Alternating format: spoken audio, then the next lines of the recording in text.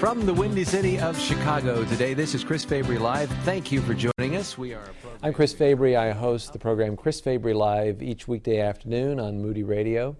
When I was at Moody, my wife and I thought that we would go away from Moody as missionaries or maybe into a pastorate or some kind of full-time ministry. And as the year wound to a close, all of our friends were going to Africa or to Dallas Seminary or into some other, back into the workforce, and I was watching the '84 Cubs, which was a good year for them, I can still tell you every player.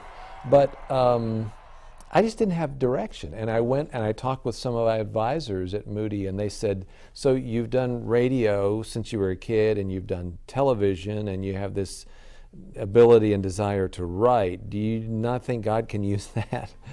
I'd say now what I'm doing is half of my time during the day I write and I create stuff, and I'm thinking up stories and telling other people's stories, and the other half of the time I'm talking with people about their stories or about issues.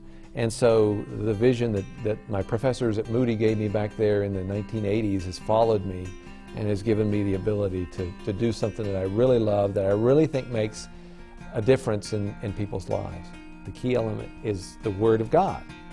And that's what makes the distinctive about the program that I do and the programs that are on Moody Radio. If you have that thread of the Word going through there, you know that it's not going to come back void. You know that it's going to make a difference in people's lives. That's what changes people. Radio is really a personal medium, and every time I sit behind a microphone, I think of one person.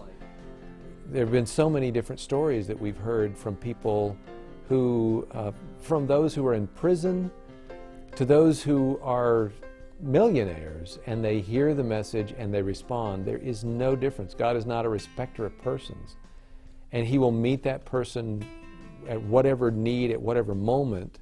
And Moody Radio is right there as an unseen force. In a lot of ways, I think of it as riding the radio waves. You can't see it, but it seeps through prison walls, it seeps through the walls of mansions, it comes into headphones and computers and all that stuff.